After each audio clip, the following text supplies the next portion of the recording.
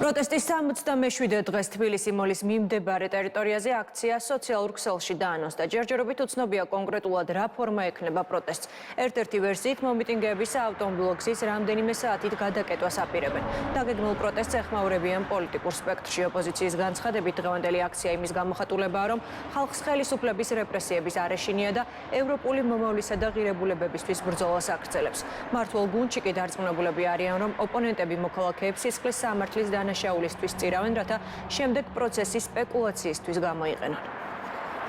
დღეს კიდევ ერთი მნიშვნელოვანი აქციაა, იმიტომ რომ ხელისუფლება არის რეპრესიებზე მხოლოდ გადასული, თუმცა ქართულ ხალხს ამ რეპრესიების არეშინია და ამის ძალიან სიმბოლური გამოხატულება მოხდება დღეს, ასე რომ ძალიან მნიშვნელოვანია ვიყოთ ბევრნი და ძალიან მნიშვნელოვანია რომ რა თქმა უნდა ყველა ჩვენი თანამებრძოლი იყოს აქტიურად ჩართული პროტესტში. ამ ქვეყანაში კანონი რო არ კანონობს არის ფაქტი. ეს ყველასთვის არის ცნობილი. კონკრეტულად რა იგეგმება ამას ვთანხმოთ ადგილზე, იმიტომ რომ ამ აქციის ორგანიზატორი არ გახავთ არც ერთი პოლიტიკური პარტია.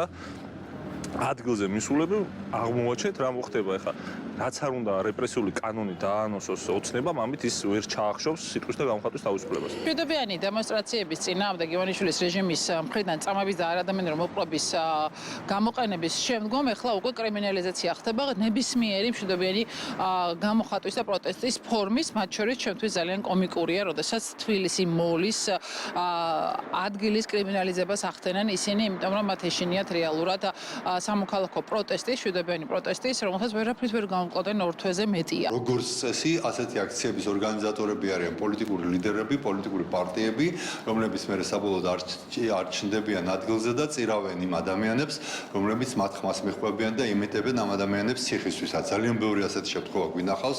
სულ ვაფრთხილებთ აქციის მონაწილეებს. ნუენდობით თქვენს ლიდერებს, რომლებიც დანაშაულისკენ გიბიზგებენ, თუმცა სამწუხაროდ მაინც გარკვეული ადამიანები ჩადიან დანაშაულს, შემდეგ ეს ლიდერები რჩებიან მშალზე და ადამიანები, რომლებიც მათ დაუჯერეს, რომლებიც მათ მოწოდებებს მიხვდნენ, რჩებიან კანონის პირისპირ მარტო დაუცველები. გარკვეული ლიდერები ცდილობენ, რომ სისხლის სამართლებრივ დანაშაულისკენ წაიყვანონ საზოგადოების გარკვეული ნაწილი, ახალგაზრდები, რათა შემდგომში მათ ერთგვარი, ასე ვთქვათ, სპეკულაციის ახალი საგანი და ახალი სუბიექტები გააჩინონ, რომ ადამიანები დააკავეს და მათ ედავებიან სისხლის სამართლებრივი კუთხით გზის გადაკეტვის გამო. არადა ბრწყინვალეთ იციან, გაფრთხილებაც აქვს შესაბამისი მიღებული, რომ სტრატეგიული ობიექტების ან გზების გადაკეტვა იწვევს სისხლის სამართლებრივ პასუხისგებლობას. მაგრამ ისინი ამას შეგნებულად აკეთებენ, რომ ახალი მსხვერპლი მიიღონ შემდგომი მათი, ასე ვთქვათ, წაგებული თამაშის ერთგვარი, ასე ვთქვათ, სპეკულაციის გასაგრძელებლად.